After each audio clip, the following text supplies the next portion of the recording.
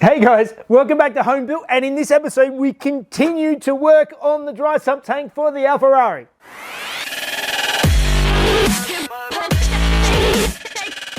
Alright, so those of you who have been following along on my journey building the dry sump tank, there's been a lot of suggestions and some of the comments are quite valid. One of the things that keeps coming up is a lot of people are saying I should put a drain plug in the tank. The issue is that there is no way to easily put a drain plug in this because all of this is, besides this spot here where the actual outlet from the tank is, there's nowhere to put a drain plug that's going to be accessible from outside the car because it's inside the guard. If you had a drain plug on it, it's just going to fill up inside the guard. There's no way, unless I made a tube coming off of it or something, which is then going to potentially interfere with the wheel and the tyre. There's just no way to do it. So it's not the cleanest, but there's probably going to have to be undoing an AN line and just draining it out that way. Could be better. Any sludge in the bottom of the tank is going to be removable. So that's the way that if you're going to clean the tank out properly and do a thorough clean out of the tank, you unbolt it out of the car. We just don't have the space. There's no easy way to do it. I don't particularly want something sort of coming out under the body of the car that's openly visible. So there's just not the options there. So that's that part of it. The next thing that I did need to reconsider, there was concerns that the breathers were not big enough.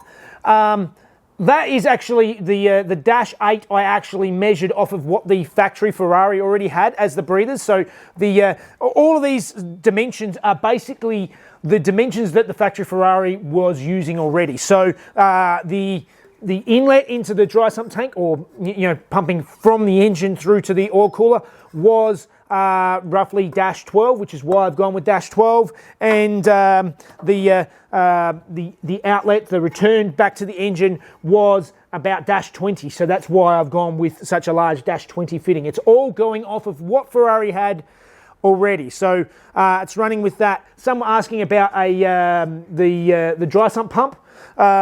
It's internal in the Ferrari engine. There is a scavenge pump is part of the whole flow. I'll put up the flow diagram here again so you can actually see how the Ferrari standard was all running, and that's what I'm running off of. So I have done my research. I'm not just sort of winging it. But one of the things that I did miss, and I didn't sort of think about it thoroughly, is this little breather. This is actually, in the essence, the part that is actually breathing back the pressure going back into the inlet manifold. So this is going to be under vacuum and be sucking in, and that little fitting there is probably a bit too small. It's a bit smaller. I was just thinking it was just extra air. It's not quite right. So I'm actually going to, first thing I'm going to do is, now that I've welded in there, it's more of a pain, but I'm going to cut it off, and I've got a larger diameter tube, which is a much better fit. I'm going to put that piece in there, and we should be right.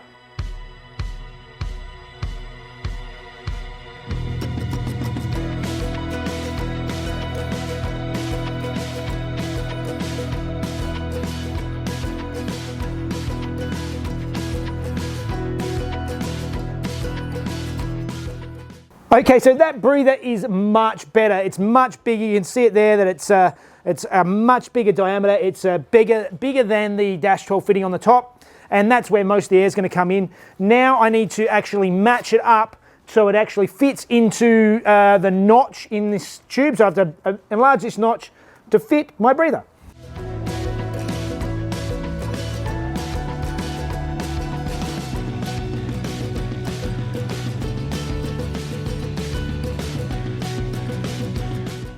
Alright, so now we're inside the guard. I've put the tank back into place, and you can see now where I messed up. So you can see that top corner of the tank there is actually touching the guard, which is no good. So what I've had a bit of a think. The outer edge is not touching all the way up until this very top corner. So what I'm going to have to do is, I think the only way to do it is to cut the top of the tank down slightly and lower the whole top of the tank down, and I should be able to fit it all in just.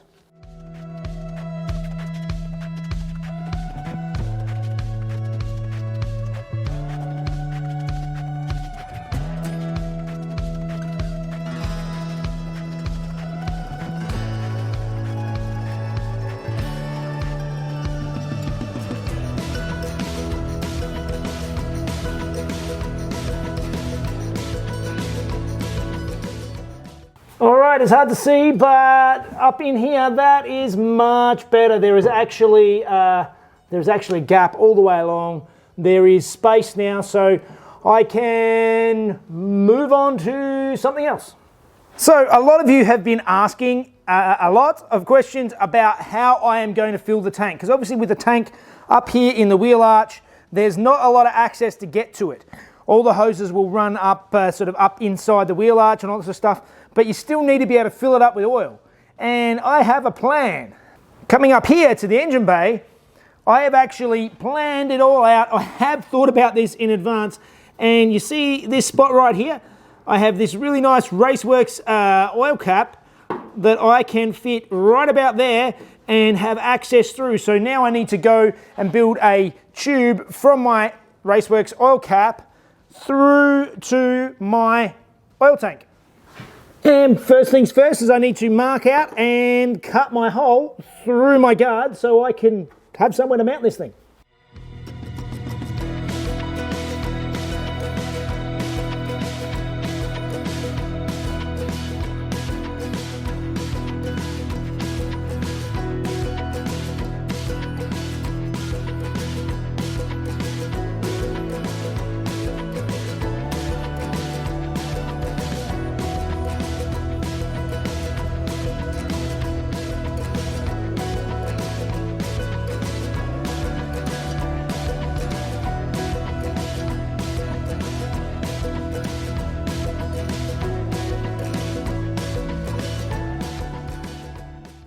All right, that was a bunch of playing around, but I've managed to sort of cut and paste together some different bends that I had, and I've got roughly my filler neck in place.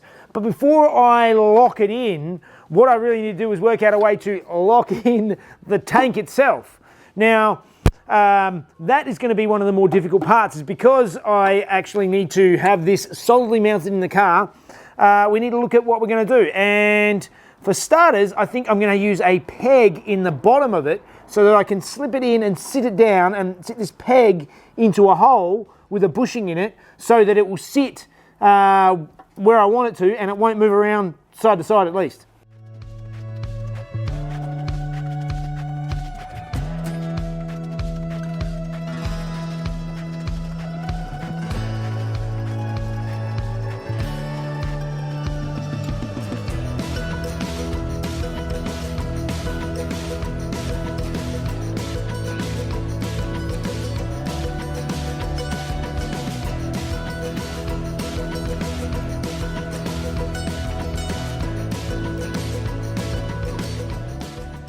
All right, so I've made my little mount up. I've got a rubber bushing in there and just folded up a simple little box that sits perfectly on the peg that I mounted into the car, onto the base. So I've got a peg here, and this will sit beautifully into that. So now I need to just mark it where it needs to be inside the wheel arch.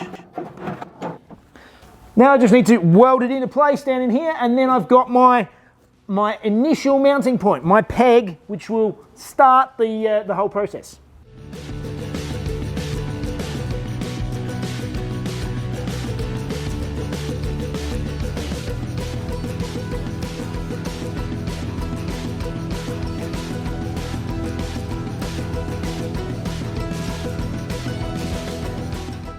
So that little tab there works perfectly. It's just the right spot so that my little peg on my tank that I welded on can fit in there just right. So I slide this in, all the way in, straight down, and it's perfectly in its spot. So we have one part of the mounting part. Now the second part, which is going to be obviously holding it in a bit better, is originally I was thinking I was going to just weld some tabs onto the edge of this. The trouble is that with aluminium tabs, they are quite likely to break. They get quite brittle with the stress and the vibrations, and it could crack and snap through. So instead, I'm going to make up a couple of straps. So I'm going to make these straps up so that it comes around and sort of holds on a bit higher up in the tank, and that should hold it in place quite nicely. So let's start making some straps.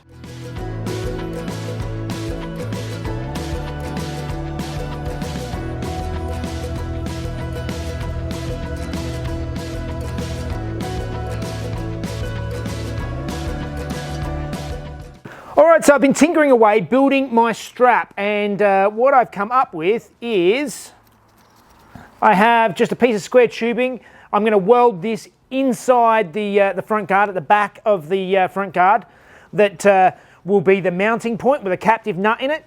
And I've got myself a strap, so it's just a 20mm wide strip that I cut out, and I've actually cut out some box section and welded it onto the end, just so that it's got a little bit of reinforcing where it bolts through, so it's nice and strong there. And this is, I'm going to bend and strap around the tank, bring it towards the front. So that's the first part of the strapping. So let's get this little piece here and weld it into the car.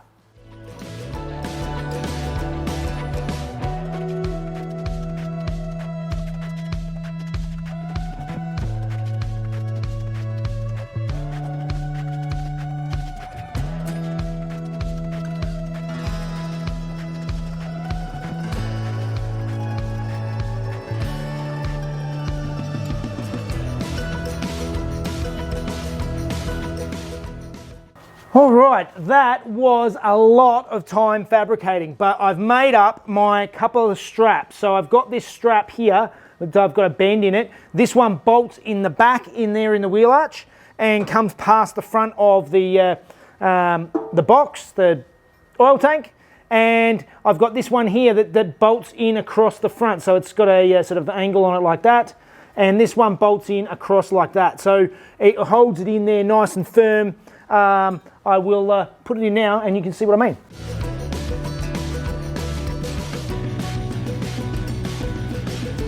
And there you have it. So I've got my strap bolted in. The tank is all nice and solid in here now. So that is how I'm going to have it mounted. Nice and neat and tidy. I will put some rubber lining behind the straps and stuff when I mount it for good. But for the time being, that is in the position. It's nice and solid. It's not going anywhere. So I have the tank in the car.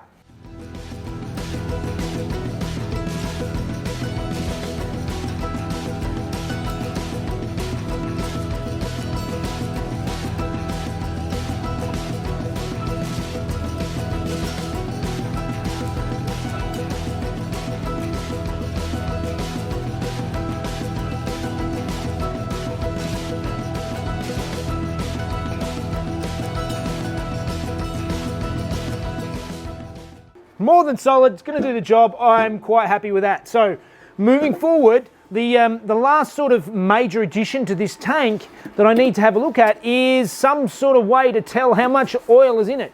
There has been heaps of comments telling me to put a sight glass in the side of it. So basically you can run a clear tube inside here with a like a couple of fittings and have a tube running outside that you can see where the oil level is.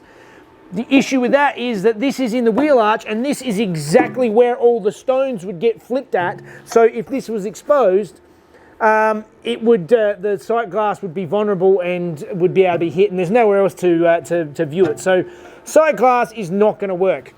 On that point there, I am going to put a panel in front of this. So those of you who are worried about stones actually hitting the aluminium and damaging it, that's not going to be an issue either. But it still doesn't solve the issue of how I'm going to work out how much fuel is in here. And I had a bit of a think, and what I came up with is I'm actually going to run a dipstick. And for the dipstick, I'm actually going to run, this is just a piece of stainless steel TIG wire. I will rough it up a bit with sandpaper so that the oil sort of sticks to it better than having a nice shiny thing. But that is going to go through the neck of the filler all the way through, similar to the way that they do on Harry on the 911. So on the 911 you undo the cap, and inside the cap is the dipstick. I'm going to do the same sort of thing with this. So basically we have a tube here that I have. This is actually the leftover Raceworks fuel line that I used on Harry. I'm going to use this aluminium fuel line to be the sleeve for the dipstick to guide it into place. So I'm going to tack that inside in here, and then the dipstick will run inside that. So let's start mounting a dipstick guide.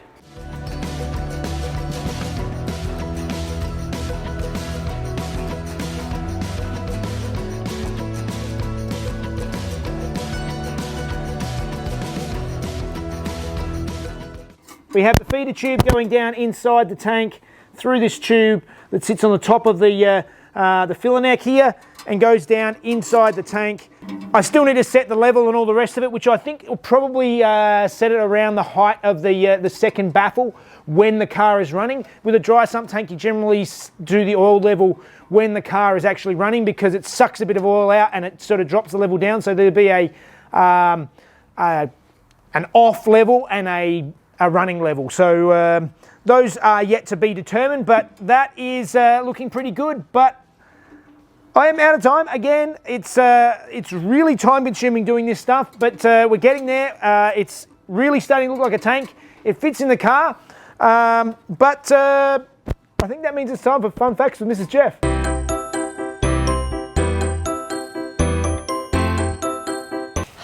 Hey guys, in 1987, Alfa Romeo released its all-new four-door executive saloon car, the 164, which was built to compete with the Mercedes E-Class and the BMW 5 Series. It was offered with a host of different power plants, with the all-wheel drive 3-litre V6 Q4 topping the range.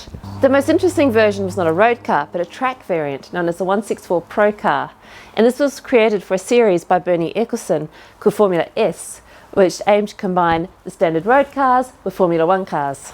Underneath the Pro Car's 164 shell was a mid-engine chassis with a Formula 1 V10. This monster of a car weighed only 750 kilos and did 0 to 100 in 2 seconds and reached top speeds of 330k an hour. Unfortunately, no other manufacturers built competing cars and Formula S was scrapped. All right, well, I'm getting there on that oil tank. It is a really, really complicated bit of gear, but we are really close. Still a few bits and pieces I've got to button up. Obviously, you've got some plumbing and stuff to actually do to join it up to the engine, so that is still to come, but we're getting there, slowly. It's like springtime, it's coming. Yes. It's coming. Spring's in like 2 days. Hey! All right, guys, well, as always, Like and subscribe, and thank you to our Patreons. We really appreciate it. And see you next time. See you guys. Mercedes 5 Series and the BMW E Series. Oh my God, I think she's got it. Executive new four-door executive saloon. With the all-new 6-litre 4V1 now. With the all-wheel drive 6-litre 3-litre V6 Q4 topping the range. I got it. Do you want me to do it again? The most interesting version